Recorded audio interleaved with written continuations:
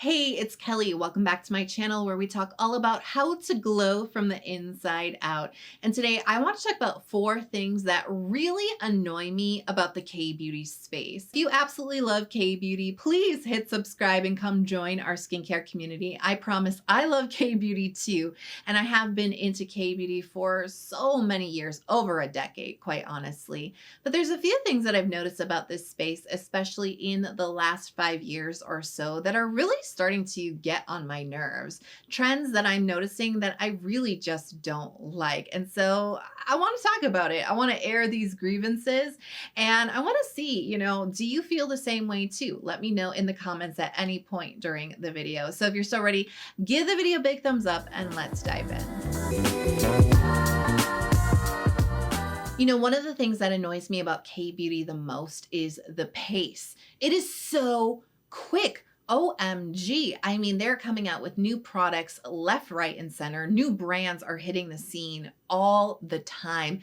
And not only that, but like the products are constantly being reformulated and perfectly good products are getting discontinued very, very quickly. Lots of new stuff, lots of old stuff disappearing, lots of great stuff changing. It is just so hard to keep up with the pace of the K-beauty industry. And that is the blessing and the curse of K-beauty, right? The pace. That breakneck pace is what gave K-beauty its reputation for innovation, for, being a leader and breaking through in the skincare space, for doing it before anybody else has ever done it. And it really is part of the reason why it has gotten so big, what feels like so fast. I mean, the reality is K-beauty has been emerging and breaking through into the international scene for over a decade at this point, but its absolute immense popularity and its really global takeover, not just breaking through, but taking over, right? That has happened in the last 5-6 years, I would say. I love to see it. And I will say the pace is absolutely why it's been so successful. But at the same time, the pace of this industry feels so unsustainable, especially for the consumer. I don't know if you're feeling that fatigue the way that I am, but I'm finding it so incredibly hard to keep up with the pace of not only the new releases and even all the new brands that like kind of come out of left field. And you're like, I've never even heard of this brand. Now everybody's talking about it. It's just happening so fast, right? But all the new products, all the new ingredients, all the new brands, and all the reformulations, this drives me up the freaking wall.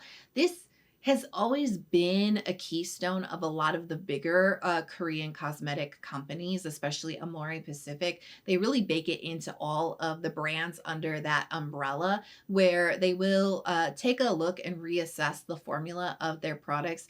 I want to say it was every 4 years. It does feel like it's getting closer to every 2 years now at this point, but that did actually used to be a big part of this conglomerate, was that every couple of years, right, we're going to revisit every formulation. We're going to see, I mean, ultimately it's a business, right? We're going to see where we can cut corners, where we can save money, where we can make things more efficient.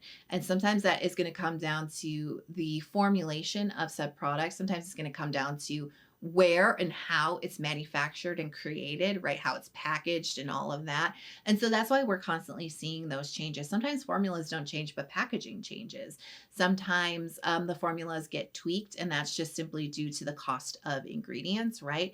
And then I think, I will say that I am blaming the pace of the K-beauty industry, but I think that it is a much more nuanced take to also understand how the world has changed in the last 5 to 6 years, economically, globally, right? And especially with the demand for K-beauty products now too. And now we're having an export war, right? Import, export war, tariffs and all of that going on as well. That is absolutely impacting the price of raw ingredients, the price of packaging, and the price of shipping, right? And importing and exporting and all of that. So prices are just going up, which again, it's going to make sense for brands, for conglomerates, for, businesses, right? To take a look and see where can we save money because prices are going up, right? Do we raise our prices? Do we change our formulas? How do we manage in this new landscape that we're living in, right? So I do want to point that out because I do appreciate more nuanced takes. It's never just one thing to blame, but the pace of the K beauty industry, as I've mentioned already, most of these companies already have the philosophy of we revisit the formulation every couple of years and figure out where we can save pennies and sometimes dollars, right? But pennies. So that's already baked into the industry. And now the global landscape, right, of how things have changed since the pandemic era are also influencing that breakneck pace of we got to reformulate. We got to look at this. We can't get this ingredient anymore. We can't afford this ingredient anymore. We don't want to raise our prices too high. And this is where we're going to cut corners. This is how we're going to change it. This is how we're going to rebalance the ingredients. And that means that these products that we come to rely on that are giving us great results, that are working really well for our skin, all of a sudden we get our next bottle and, oh, what the heck has changed? Something's different. It smells different. It feels different. It's performing differently. It's not performing as well.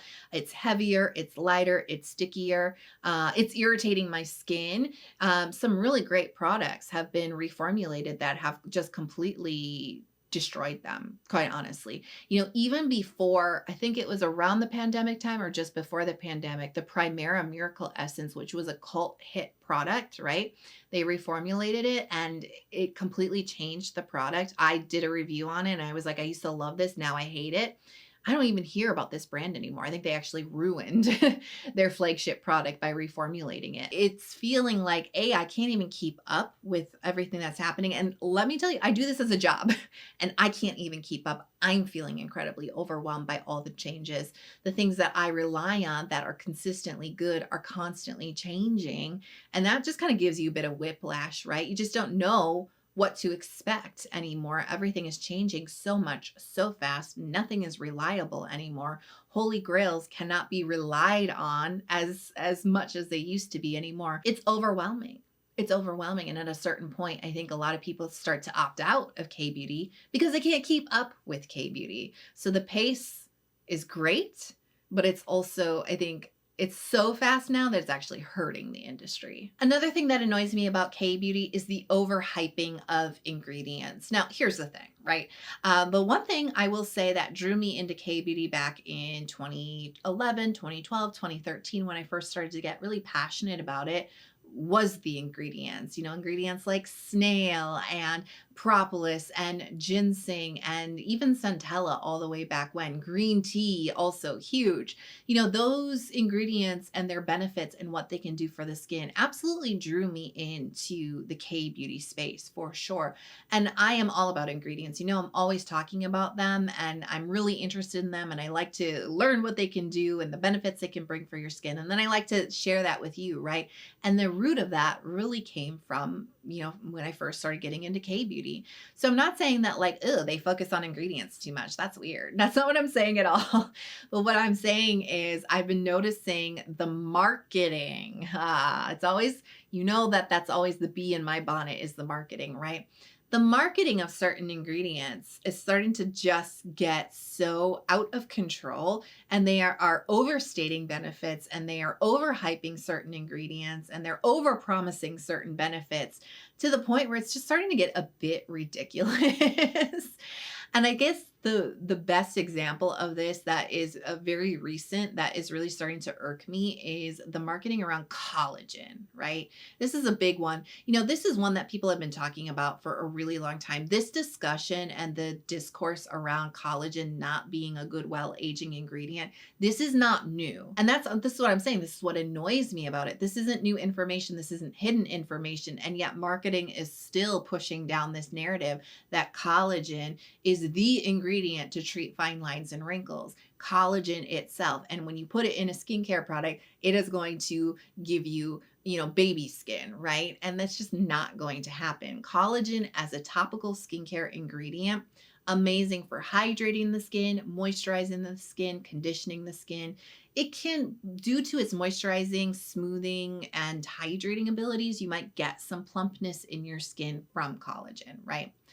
But when we're talking about treating fine lines and wrinkles, skin elasticity, and firmness, yes, collagen is a protein in your skin. Your body naturally produces collagen. As you get older, you produce less of your own collagen, and then that's where the damage to that protein structure starts to occur. It weakens, then we start to get the fine lines, especially around areas where we move our face a lot, right?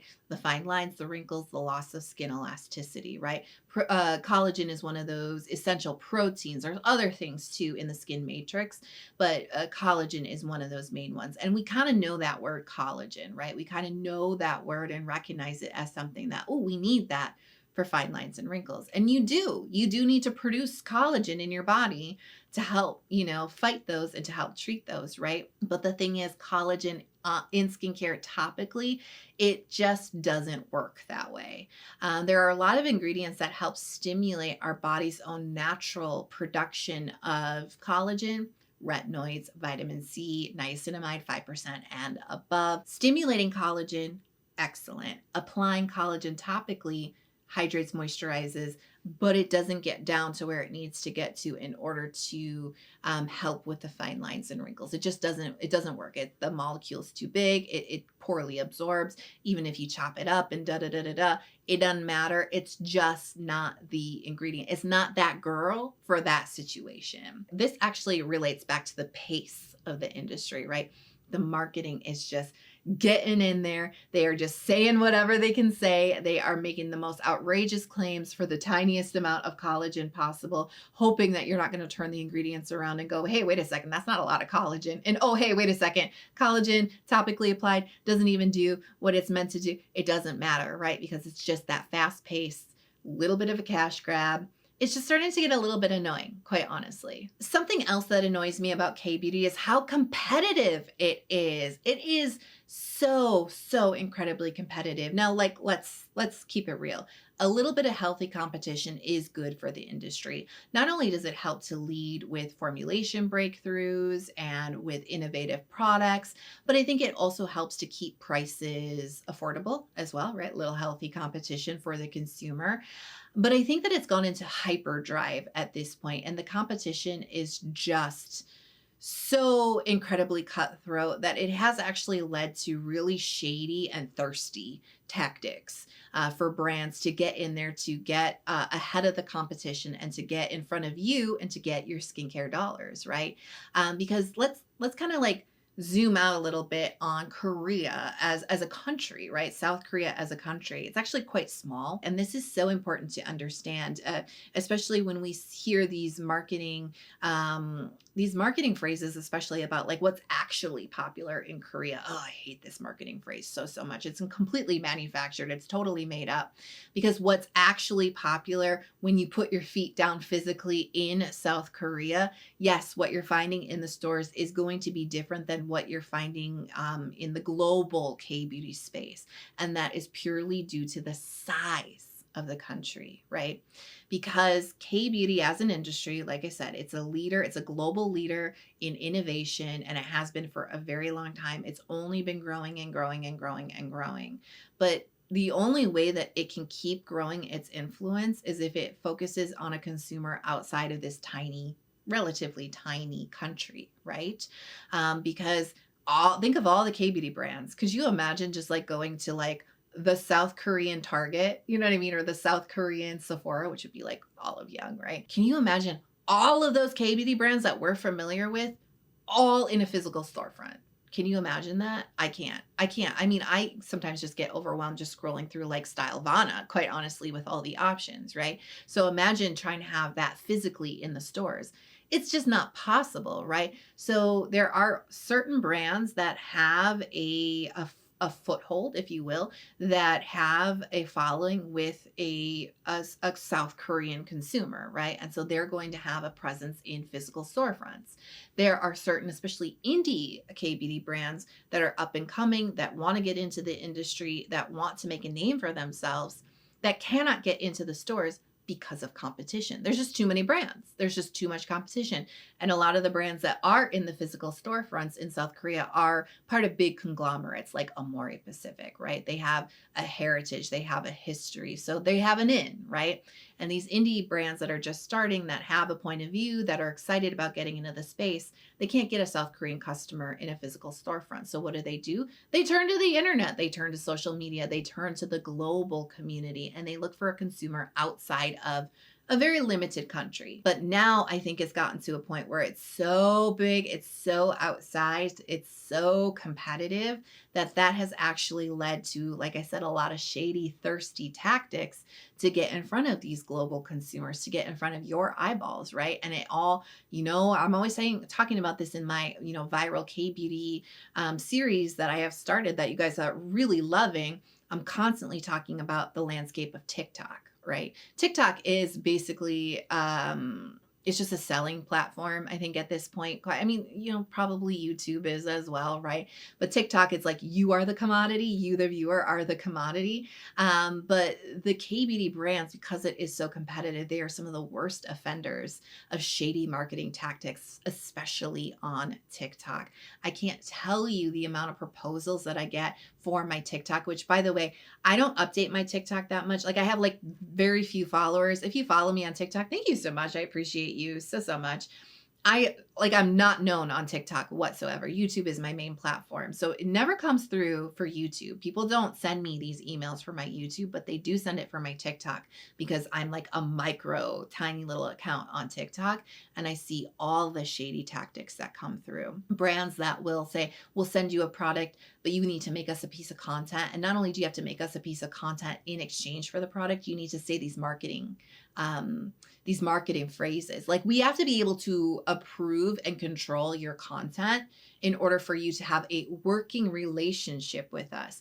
The funny thing is, so one of my most recent viral K-beauty videos that I just put out, one of the brands that I said is like one of the worst offenders of this behavior. The day that video came out, I woke up to an email from my TikTok account from this brand saying, we will give you a $100 cash reward as a creator. We're going to give you some products. You're going to create 4 TikToks for us that you have to post within 1 month, within 30 days, 4 TikToks from us, and you have to follow our guidelines. So here is an example video of best practices. Here is the brief of all of the things that we want you to say. And if you do this, we'll give you free product. And if you do 4 pieces of TikTok in 1 month, following our brief, we'll give you $100 reward. That's not payment, by the way. And so that's shady right there, right? Because I don't think you have to say #ad because it's a reward, not, it's not like a contract and a payment or whatever, right? But then their fine print in this email was like, if you don't follow our brief, if you don't follow our guidelines, and if your content doesn't live up to our expectations of you, we're not going to pay you. We're not going to give you your reward because you won't have earned it. What? Well, that's just a brand putting words into a creator's mouth. That's a brand having complete creative control and marketing control. It's like free marketing or very, very low cost marketing and advertising.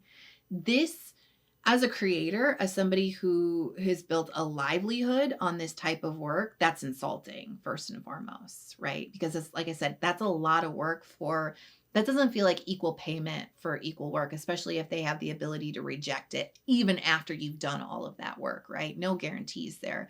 But also for the bigger landscape of, like I'm saying, the competition is driving this shady tactics because they want to get in front of as many TikTok users as they possibly can, because that is going to establish their brand. It's going to establish their product, and that's going to get you to buy them because you're going to recognize them. They flood the creators with you got 1 creator, 4 pieces of content. How many creators did they send that out to? Right?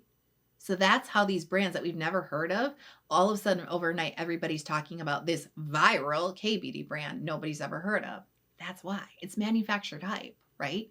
It's manufactured. It's operating in a gray area. It's shady AF. And the 4th thing that annoys me about K-beauty today is the price.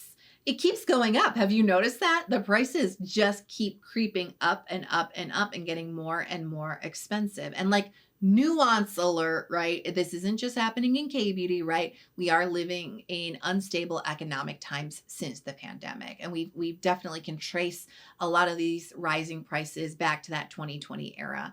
And of course, we're living through this tariff nonsense right now that while that is happening in the United States, it is going to affect things globally. And we're just starting to see that the prices are starting to go up because of those tariffs. So buckle up. You know what I'm saying? Because the prices are about to go even higher.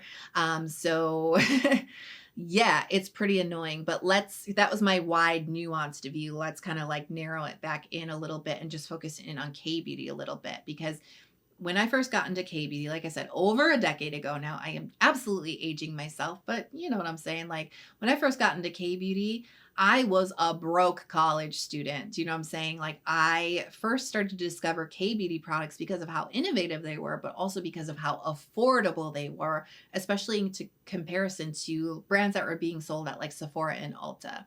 And as a broke college student, and then as a recently graduated college student, not making a lot of money in my first jobs, quite honestly, right? I could not afford to build a skincare routine outside of just washing my face and moisturizing if I were to focus only on Ulta and Sephora brands. I couldn't afford it. But what I could afford to build a multi-step skincare routine was through K beauty, because the prices were so much more affordable at that point in time. And the formulas were, driven by the pace of the industry. They were innovative. They were new. They were different. They were offering a lot more at a lesser cost price than what was happening here in North America, right? And so, yeah, you had to research a little bit harder than you do these days, and you had to wait longer for your packages, but it just made sense for me at that time on a very small skincare budget. And that is what got me into K beauty, but that's what kept me with K beauty throughout the years, was the affordability. And that's why I was able to have, 6, 7, 8 step skincare routines while not making a lot of money, because K beauty was so affordable. And I was seeing results with my skin. This wasn't all just like cheap for cheap sake. You know what I mean? I was actually getting benefits from these products too. So that's what won my heart over, was that it was accessible and it was working for me. And that's really what I built my channel, my content on, all the way back when in 2018, when I first started talking about K beauty here on YouTube. That was where my heart really was. I was like, these products work and they're affordable, and more people need to know about this. And as K beauty has gotten even more popular and has, really taken over the world now at this point, K beauty is not niche by any means whatsoever. It's definitely mainstream. Now that there are more people who are tuned in and plugged into the brilliance of K beauty, there is an incentive to make more money from that, right? Greed, right? Capitalism. It was capitalism all along. It's always capitalism. Trust me, guys. It always is. They're raising the prices because they can, because they can make more money, because there's a whole new generation of consumers that don't realize how cheap K beauty used to be, right? And so they've slowly been raising the prices. And that's why I said, yes, we have to look at this intense period of time that we've had, pandemic, and since then, as there are other factors that are contributing to rising prices, but this was happening a little bit before that as well. It's just greed. It's just greed. It's just capitalism. It's just good business, right? And sometimes good business for companies isn't necessarily good for our wallets as consumers. And so it's just started to annoy me, because I'm noticing prices going up. Prices going up due to greed, prices going up due to wanting to increase profits, prices going up because more people are interested in K beauty. And so that just annoys me, because I feel like the heart and soul of what I really appreciated all the way back when I first started getting into K beauty, that part of it is being lost. The accessibility of it. You know what I mean? The whole like K beauty is for everybody kind of a feel is starting to go away, because the prices are getting so much higher now. And like I said, there's a lot of factors that go into it. And it's, there are shady things that happen in K beauty. There's shady things that happen in every industry, every niche, every corner of beauty and skincare and just business and companies overall. capitalism. So I'm curious if there's anything about K-beauty that's getting on your nerves lately. Let us all know. Air your grievances. It feels so good. Let us all know in the comments below. Now, if you love K-beauty, and I promise you, I do too. If you love K-beauty, hit subscribe. Come join our community if you haven't already. I do post a lot of new K-beauty focused videos throughout the week, and I do shorts as well. So turn on notifications so you're never out of the loop. I love you so much. Thanks for being here with me today. And I just want to encourage you to keep shining your light. I love you, and I can't wait to see you in the next video. Bye.